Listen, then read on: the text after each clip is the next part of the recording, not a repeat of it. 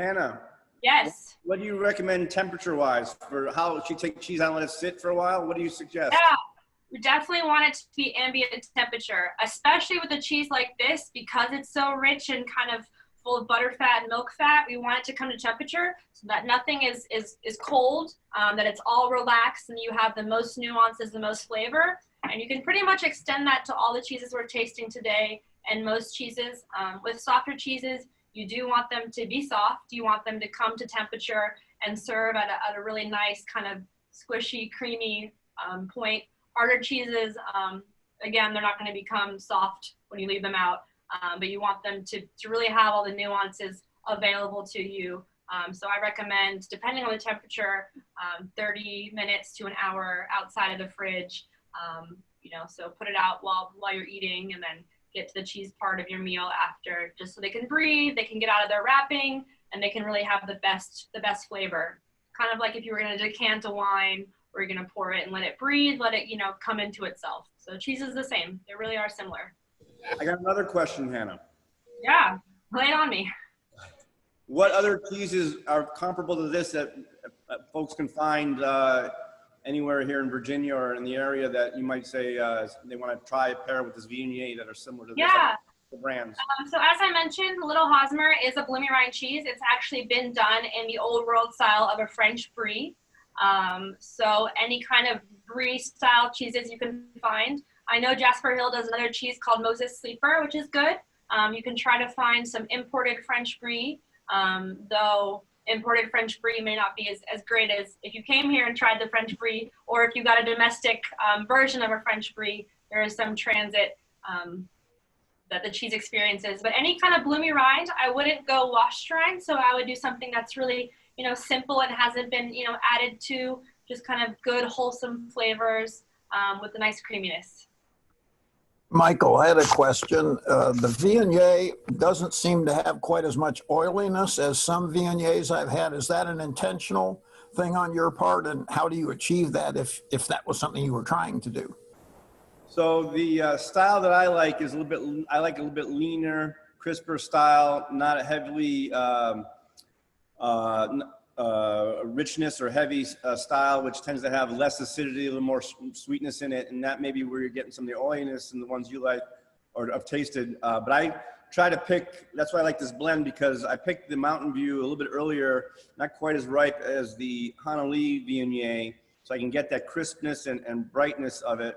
And then I kind of blend down a little bit with the Hanali to kind of give it a little more depth and a little more weight without making that rich, oily style. I don't like that. I prefer almost more like a Riesling style, of anything, if you want to make a comparison.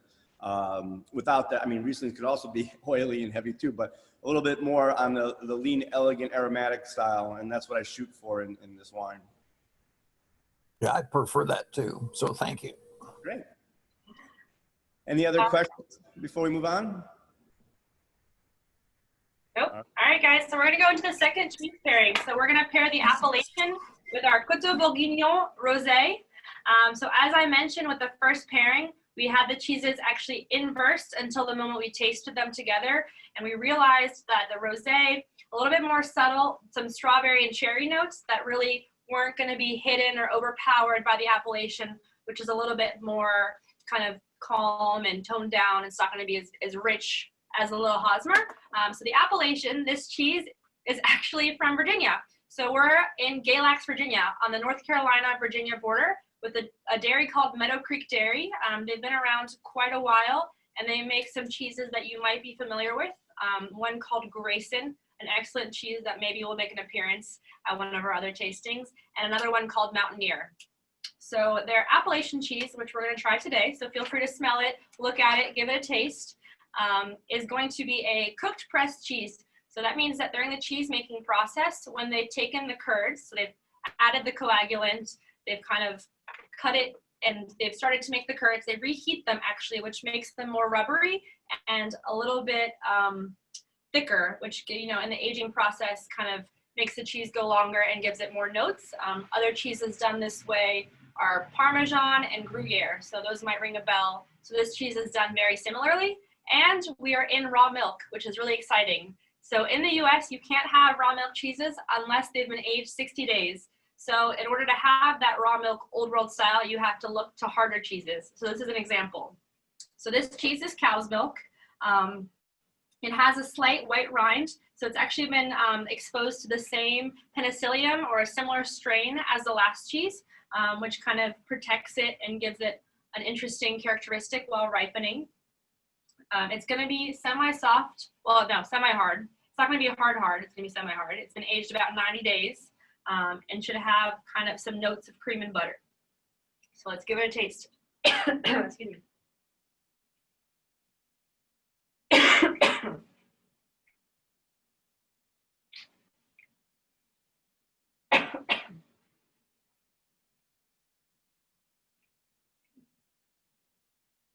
So as I mentioned, 90 days. So it's kind of been hung out in an affinage cellar, which is the art of cheese aging. So you can imagine like a cellar like this, except probably a little bit cleaner, a little bit more temperature controlled. Cleaner? Well, you know, just, I mean, we do a good job, but a little bit more hygienic, we can say. And it's the art of cheese aging is called affinage. So this cheese has undergone cheese aging, where we can imagine it's been flipped, it's been looked at, it's been controlled. Sometimes they move the top racks to the bottom racks, so the cheese really gets an even rind and a nice rind to paste ratio and really nice flavors. And this cheese, as well as a lot of other cheeses from them, has won awards at the American Cheese Society Conference, and it's just a great local farm in Virginia to support. So let's get into the rosé. I have it here for some, and we'll turn it over to my father. Okay, so of course, you know, we had a Vermont cheese with a Virginia wine, and now we're doing a Virginia cheese with a French wine. So we're kind of crisscrossing the Atlantic here in our pairings. But so this rosé is a blend of Gamay and Pinot Noir from our estate, our own vineyards that we own. All the fruit came from the Pommard area, where we have Gamay and Pinot Noir as well. And what we do is we ferment them separately and then blend them together. And so we have a tank of Gamay, and the Gamay has great color right out of the vineyard.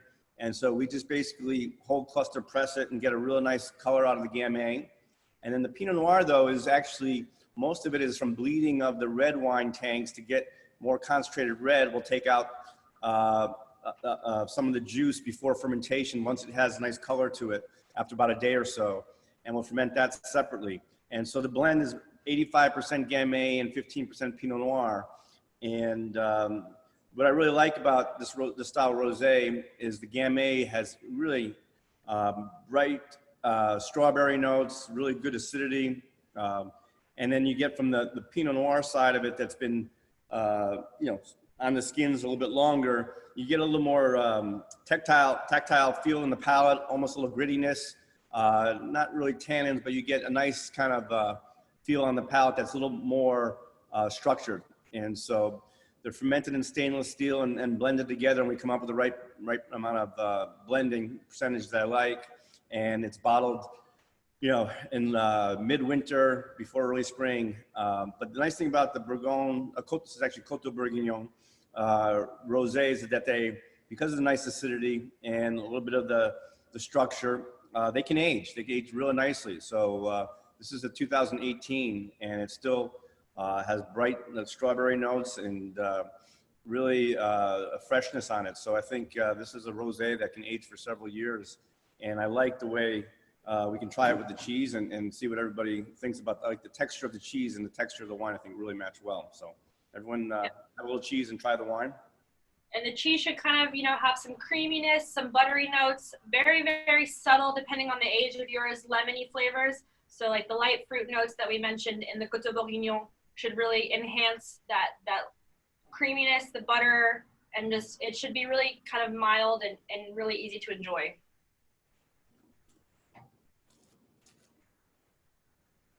I don't know. I think anything we pair with cheese can't beat it. I mean, it tastes great together. You're really just wanting to eat cheese on camera, I think. That's really what's happening here. We really like cheese.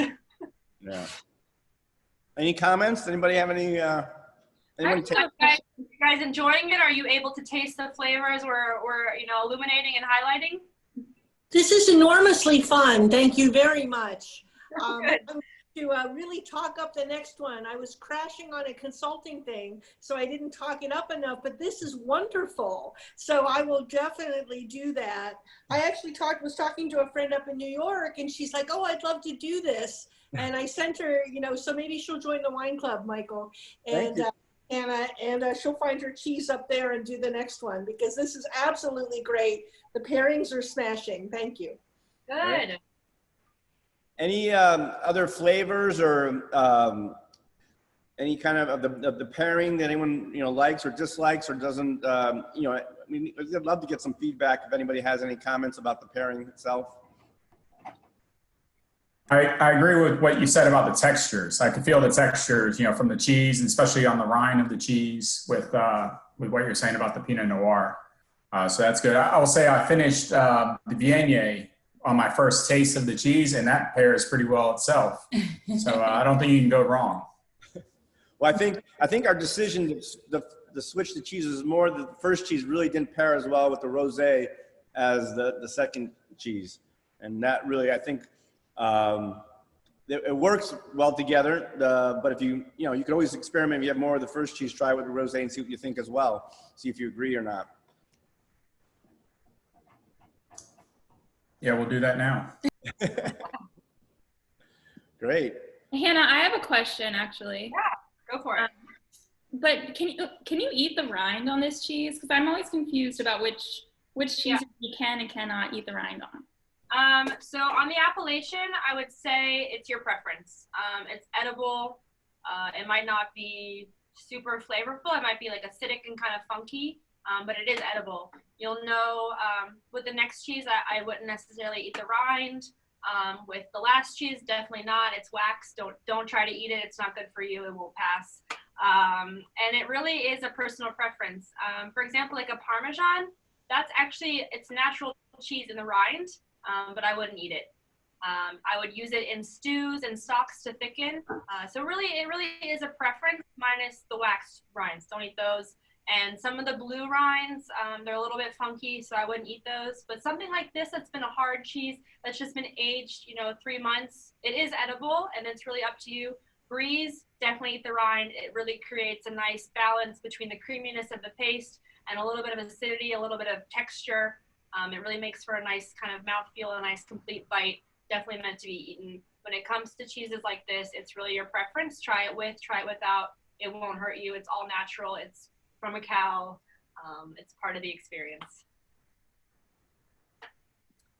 Thank Any you. other questions? I've learned that I'm not supposed to eat all of the rinds on cheeses, because I think I've even eaten some of the wax at some points. So now I know. I think we all had like a Baby Bell experience where we've bitten into an entire Baby Bell cheese and realized that the outside is not in fact edible. I thought that was supposed to just last like bubble gum. Yeah, you just keep chewing and then just keep chewing.